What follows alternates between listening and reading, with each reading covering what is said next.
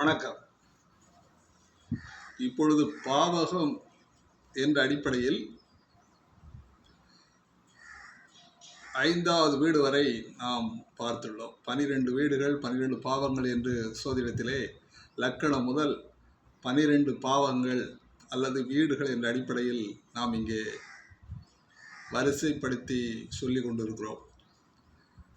தற்பொழுது 6ஆம் பாவகத்தை பற்றி நாம் இங்கே காணொலியை வழங்க இருக்கின்றோம்.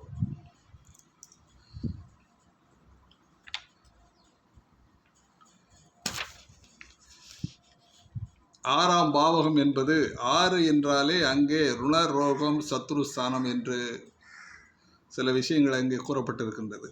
அந்த அடிப்படையிலே 6ஆம் பாவகம் என்பதா வியாதியின் வீடு, நோய், பராமரிப்பு, உணவு, பகமை, உடைகள், ஆரோக்கிய சாஸ்திரம், நேரந்தப்பிய சாப்பாடு, இது எல்லாம் அங்கே 6ஆம் பாவத்தில் இருக்கிறது. சேவை,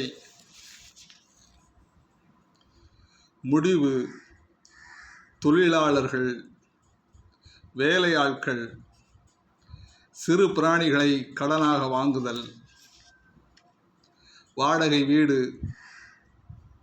சுகாதார மூலிகைகள், போட்டி பந்தயத்தில் சாதகமான நிலைகள், எதை தொட்டாலும் தடை, சித்த பேதம், லோபத்தனம், கனவு, ஆபத்து, சிறைச்சாலை, கைத்தொழில் போன்றவை 6ஆம் பாவகம் மூலமாக நாம் அறியலாம். அன்பர்களே, இந்த 6ஆம் பாவகம் என்றாலே ருணர் ரோக சத்ருஸ்தானம் என்று சொல்லுவோம். அதாவது நோய், எதிரி, கடன் என்ற அடிப்படையிலேயே தான் அந்த பாவகம் இயங்கிக் கொண்டிருக்கும். குறிப்பிட்டு சொல்லப்போனால் அதனுடைய ஒரு மனிதனுடைய வேலையும் அங்கே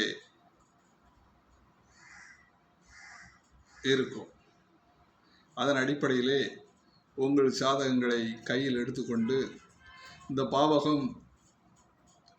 பாவகத்தினுடைய அதிபதி யார், அவை எங்கே இருக்கிறார், அவர் என்ற பலத்தோடு இருக்கிறார் என்பதையெல்லாம் பற்றி நீங்கள் தெரிந்து கொண்டு அந்த 6ஆம் பாவகம் உங்களுக்கு சாதகமாக இருக்கிறதா பாதகமாக இருக்கிறதா என்பதை நீங்கள் உங்கள் சாதக ரீதியாக தெரிந்து கொள்ள வேண்டும் என்பதை நான் இந்த காணொலி வாயிலாக நான் உங்களை கேட்டுக்கொள்கிறேன். வாழ்க வளமுடன்.